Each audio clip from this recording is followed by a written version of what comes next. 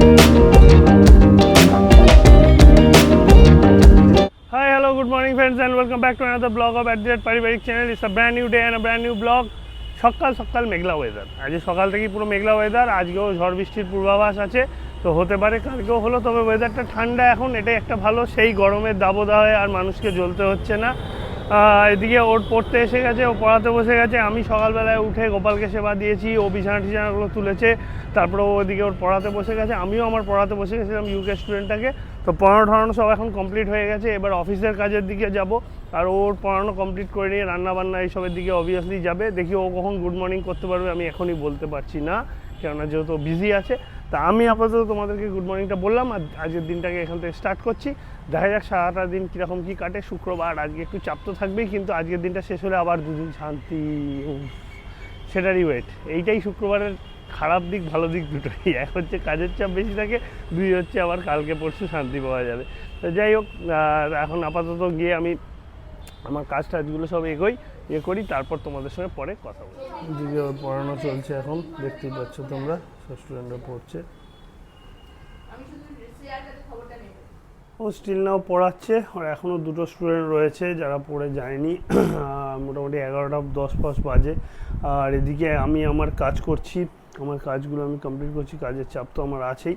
ও এখনও ব্রেকফাস্টও করেনি মনে হয়, কখনই বা করবে। সকালবেলা সে 8টার থেকে পড়ানো শুরু হয়ে গেছে, চাটাও খেয়েছে নাকি জানি না, মনে হয় খেতে পারেনি, একভাবে পড়িয়ে যাচ্ছে। আর আমি এদিকে আমার কাজ করে যাচ্ছি। যাই হোক, কাজ ফাজ সব কমপ্লিট করি। এই যে বলতে না বলতে আবার অফিসের ফোন আসছে, সেগুলো করি। পরে তোমাদের সঙ্গে ও ফ্রি হলে কথা বলবে। আবার রান্নাবান্নাও আছে এদিকে, ওর খাটনির তো শেষ নেই, পরপর খাটনি চলছে ওর। এদিকে আজকে দুপুরের রান্নাতে চলো দেখি কী কী হয়েছে। এই যে দেখতে পাচ্ছি কাঁকড়া হয়েছে, কাঁকড়া ঝোল। ওর তো শরীরটা খারাপ, মাথা যন্ত্রণা করছে, রেস্ট নিচ্ছে আপাতত এখন সব করে গিয়ে। এদিকে আলু দিয়ে ঢেঁড়স দিয়ে ভাজা, এদিকে একটুখানি মাছের ডিমের বড়া হয়েছে, এদিকেতে ওই তেতো হয়েছে, মানে উচ্ছে দিয়ে আলু দিয়ে ভাজা। এই সমস্ত রান্না আজকের দুপুরের জন্য হয়েছে। আমি স্নানটা কমপ্লিট করে চলে আসলাম। ওর শরীরটা সত্যিই ভালো নেই, মাথাটা খুব পেন হচ্ছে। আমি খানিকক্ষণ একটু টিপেও দিলাম, আবার তার সাথে সাথে পায়ের মাসেলসগুলো হঠাৎ ক্র্যাম্প হচ্ছে আর পেন হচ্ছে, কেন জানি না, কালকের এক্সারসাইজের জন্য নাকি। তা যাই হোক, ওর কষ্ট হচ্ছে, যেন রেস্ট নিচ্ছে। হয়তো খেতেও এখন আমার সাথে বসবে না, ও বললো আমাকে আগে খেয়ে নিতে। তা আমি স্নানটা করে চলে আসলাম, কারণ আমাকে তো অফিসের কাজ করতেই হবে। তা দেখি খাওয়া দাওয়াটা সেরকম হলে নিজেই বেড়ে নিই, বা যদি ও দিতে পারে তাহলে দিল। খাওয়া দাওয়া করে নিয়ে আমি আবার কাজে বসি। ও আজ সকাল থেকে না তোমার সঙ্গে গুড মর্নিং বলতে পেরেছে, না কিছু, শরীরটা ভালো নেই বলেই। পরে হয়তো শরীরটা ঠিক লাগলে তখন আসবে। যাই হোক, কিছু মনে করো না। বুঝতেই পারছো, মানুষের শরীর সময় টু সময় হতেই পারে, টাইম টু টাইম। যাই হোক, আমি আপাতত আমার কাজগুলোকে সারি, আবার পরে তোমাদের সাথে কথা। ফাইনালি ঘড়ির কাঁটাটা তোমরা দেখতে পাচ্ছ। সারাদিন অনেক কষ্ট করার পর জোর করে এখন ওকে ওঠালাম আর ব্লগেতে আসতে বাধ্য করলাম। ওর শরীরটা আজ মোটে ভালো নেই, কিন্তু আজকে আমাদের হালখাতা করতে যাওয়ার আছে অক্ষয় তৃতীয়া উপলক্ষে। সো যেতে তো হবেই, তাই জন্য বললাম না, রেডি হও, এবার বেরোতেই হবে। আমি আমার কাজও প্রায় গুটিয়ে ফেলেছি যাবো বলে। আর এদিকে তো ও খালি শরীর খারাপ করেই সারাটা দিন কাটিয়ে ফেললো। সারাটা দিন তুমি বন্ধুদের সঙ্গে গুড মর্নিংও বললে না, ব্লগেও এলে না, কিচ্ছু করলে না। গুড ইভিনিং দিয়ে শুরু করছো আজকে তুমি। এরকম আজ অবধি হয়নি, আজ এই 1 বছরের হিস্ট্রিতে মনে হয় এরকম কোনো দিন হয়নি, এই প্রথম দেখলাম। শরীরে না দিলে ভালো লাগছে না বললে হবে তো, আসতে তো হবেই। গুড ইভিনিং দিয়ে শুরু করছে, তার ওপর তুমি মাইকটাও লাগাওনি। তোমাকে মাইকটা লাগাতে বলেছিলাম, বন্ধুরা শুনতেই পাবে না। চোখ মুখের অবস্থা তো বুঝতে পারছি, কিন্তু তুমি মাইকটা লাগাওনি, বন্ধুরা শুনতেও পাবে না কিছু। তো বলো এবারে কিছু, চুপ করে রয়েছো। গুড ইভিনিং দিয়ে শুরু করছি। আজকে অনেকটা বেলার পর শরীরটা ভীষণ খারাপ। সকালে পড়াতে ভালোভাবেই বসেছিলাম, তারপর থেকে শরীরটা খারাপ করেছে না। সকালে ব্রেকফাস্ট করেছি, লাঞ্চ কোনো রকম করেছি। তো যাই হোক, একটু জিমে যাবো ভেবেছিলাম। যোগা আজকে অ্যাটেন্ড করা হবে না, কালকে ছিল আমাদের যোগা, কিন্তু কালকে দিদি কোনো কারণবশত কালকে ক্যান্সেল করে আজকে বলেছে হবে।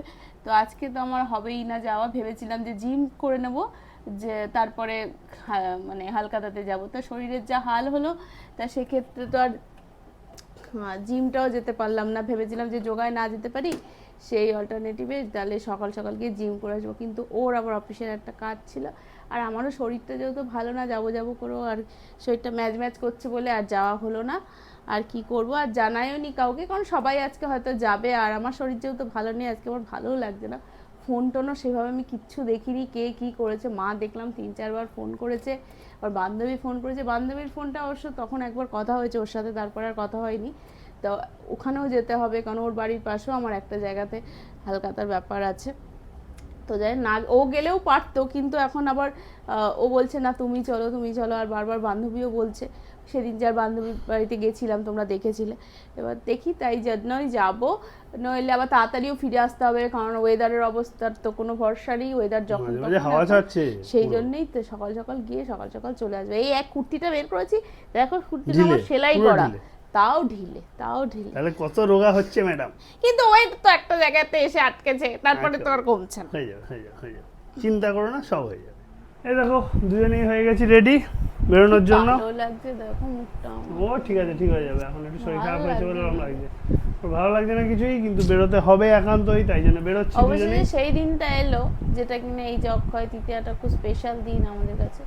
তো যাই হোক, অনেক জায়গা থেকে পয়লা বৈশাখে এখন আর আগের মতো, ছোটবেলায় যখন ছোট ছিলাম তখন পয়লা বৈশাখটাই খুব মত্ত থাকতো। আমাদের বাবার সাথে সব জায়গায় যেতে হতো, বাবা নিয়ে যেত কিছু জায়গায়, আবার কিছু জায়গায় বাবা রাত্রিবেলা করে আনতো, মানে আমাকে নিয়ে বাবা বেরোতো, ভাইকে নিয়ে অতটা বেরোতো না, আমাকে নিয়ে বেরোতো প্রায় 10-12টা দোকান করে টোরে রাত্রিবেলা 8টার সময় নিয়ে বেরোতো, পড়ে টোরে উঠে আর কি বলছি।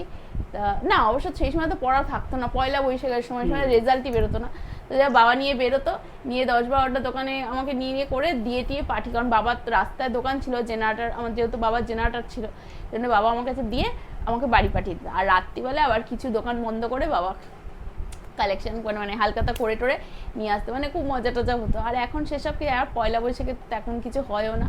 আর বিয়ের পরে এইখানে তো আমরা এখানে থাকি, যার ফলে অতটা কারোর সাথে মেশা টেশা হয় না বলে তেমন কিছু হয় না। তবে অক্ষয় তৃতীয়ায় আমাদের বেশ কিছুটা থাকে, তাই অবশ্যই বলতে সেই ছোটবেলায় সেই দিনটা আনন্দের মুহূর্তটা আসে। আর এই বান্ধবীর সাথেও যেহেতু ওর বাড়ির পাশেই আর কি আর যাই, মানে একটা এই সময়টায় আজকের দিনটা, কিন্তু আমার শরীরটা আজকে এতটাই খারাপ যে মানে আমি কিছুতেই কিছু করে উঠতে পারছি না, ভালোই লাগছে না। যেটুকু করার সেটুকু করি, আর তোমার সঙ্গে শেয়ার করবো, তোমরা দেখতেই পাবে সব। চলো দেখা যাক কি হয়, বেরোই এবারে। চলে এসেছি আমরা যে সোনার দোকানেতে হালখাতা করি বা যেখান থেকে মাল নিই সেইখানটাতে হালখাতা করতে। যে ও ভেতরের দিকে যাচ্ছে, আমিও যাই আস্তে আস্তে ঢুকি, দেখতে পেয়ে গেছে আমাদেরকে, গিয়ে হালখাতাটা এখানে সেরে নিই। আজকের দিনে উনি বিভিন্ন রকম গিফট আইটেমেরও সব মানে সম্ভার রাখেন, যে কে কত টাকা দিয়ে হালখাতা করবে তার উপরে বিভিন্ন রকমের গিফট থাকে। তো সেই সবগুলো ও দেখছে, আমিও একটু দেখছি কি কি আছে না আছে। যদিও আমরা সেরকম কিছু বেশি টাকা দিয়ে এখন করবো না, অল্প আধটুর মধ্যে করে সেরে দেবো এখন। হ্যাঁ, আর এখন যা সোনার দাম, তাতে করে খুব মুশকিল ব্যাপার, সেই জন্য ব্যাপার হয়ে গেছে। যাই হোক, দাদা যেটুকু রাখে সেটুকুই অনেক। গিফট আইটেম অনেকেই সেটা পছন্দ করে, একটা দিক হলে আর একটা দিকে হয়ে যায়, এই আর কি। অনেকদিন পর, অনেক দিন পর দেখা কাকিমার সাথে। জেঠিমা আসতে পারতো, আসবে বলছিল তো ফাংশনে। ও আচ্ছা, আজকেই তো হওয়ার কথা ছিল, আমরা ক্যান্সেল হয়ে গেল। তাই কেন? বৃষ্টির জন্য? কবে ফাংশন? কেউ আসবে?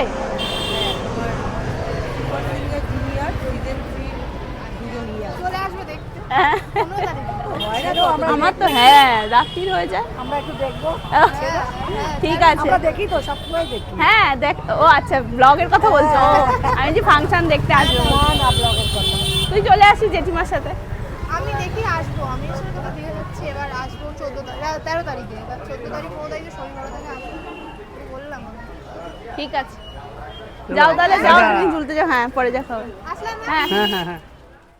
নেক্সট আমরা চলে এসেছি আরেকটা জায়গাতে। ওই দেখো ঢুকছি, আমি বাইকটা রেখে আমি ঢুকবো। সেটা হচ্ছে সানন্দা বেডিং হাউস। এখান থেকে আমরা নর্মালি চাদর, পর্দা টর্দা, কার্পেট এইসব কিনে থাকি। এখানেও নেমন্তন্ন আমাদের ছিল, তাই ভেতরের দিকে যাই। এখান থেকেও হালখাতা কিছু শাড়ি কিছু কেনার থাকলেও হয়তো চাদর ফাদর কিনতে পারে যদি পায়, তো নাহলে হালখাতাটা সেরে এখান থেকে বেরিয়ে পড়বো আবার বাড়ির দিকে। জাস্ট নাও আমরা দুজন ফিরলাম, হালখাতা ফাতা সব সেরে। তোমাদের সঙ্গে তো শেয়ার করলামই কোথায় কোথায় গেলাম না গেলাম। এবার ড্রেস ছাড়ি, ফ্রেশ হই, সিরিয়ালস কিছু বাকি থাকলে সেগুলো দেখি, একটু রিল্যাক্স করি। শনি রবি দুদিন ছুটি, সো আমার একটু শান্তি। কিন্তু শান্তি পুরোপুরি নেই, বাড়ি আসতে না আসতেই দেখি অলরেডি মেল ঢুকে গেছে। 2টো ইমেল অ্যাকাউন্ট ক্রিয়েট করে দিতে হবে ক্লায়েন্টদের, সেগুলো এখন তৈরি করতে বসবো। আগে সেগুলো হবে, তারপর হয়তো ছুটি পাবো এই সপ্তাহের মতন। দেখা যাক কি হয়। আপাতত বসি সেই কাজটা করতে, আর ড্রেসগুলো চেঞ্জ করে নিই, পরে তোমাদের সঙ্গে কথা হচ্ছে। আজকে রাত্রিরের ডিনার হিসেবে ওরা আমার ফ্রুট স্যালাড রেডি করছে। ফ্রুট স্যালাড ঠিক না, মানে ওই আর কি শসা দিয়ে একটু নারকল দিয়ে একটু পেঁয়াজ দিয়ে বেশ একটা মাখা মাখা মতন করবে, বাদাম টাদাম দিয়ে, এটাই খাবো। খাওয়া দাওয়া রাত্রিরের ডিনার সব কমপ্লিট হলো। দেখলেই তো কী খেলাম, তোমাদের সঙ্গে শেয়ার করলাম। কিচ্ছু ভালো লাগছে না, একদম কিচ্ছু ভালো লাগছে না, ওই জন্য আরও বেশি ওরকম খেলাম। আমার তো শরীর ভালো লাগে না, জানোই তোমরা। আর ওই হালকাতা থেকে যা এনেছি টেনেছি সব ফ্রিজে ঢুকিয়ে দিলাম, আরও একটু মিষ্টি মিষ্টি খেলো, আমাকে একটুখানি দিল সামান্য, এই যে একটু খেলাম টেলাম, আর কি বলবো। তো যাই হোক, আজকে দিনটা এইভাবেই কেটে গেল। দেখা হবে কালকে, আগামীকাল নতুনভাবে। দেখি শরীরটা যদি ভালো থাকে। শরীরে কোনো মানে এনার্জি বলে কিছু পাচ্ছি না। হয়ে যাবে, হয়ে যাবে, কালকে ঠিক হয়ে যাবে, কোনো চিন্তা। কালকে আর পড়ানো নেই, ওর আমার পড়ানো আছে, আছে। আমার কালকে থেকে নতুন স্টুডেন্ট আসবে, দেখা যাক যারা কি কথা হয় বলে না গেছে। হয়। আবার মা একটু আগে ফোন করে বললো মার খুব কোমর পিঠ ব্যথা করছে, এখন বুঝতে পারছি না কেন। দেখা যাক কি ওয়েদারের জন্য না কি ভগবান জানে। ঠিক আছে, তাহলে আজকের মধ্যে এখানেই শেষ করছি। গুড নাইট, সবাই ভালো থাকো, সুস্থ থাকো, আর পরিবারের সকলকে নিয়ে ভালো থাকো। টাটা।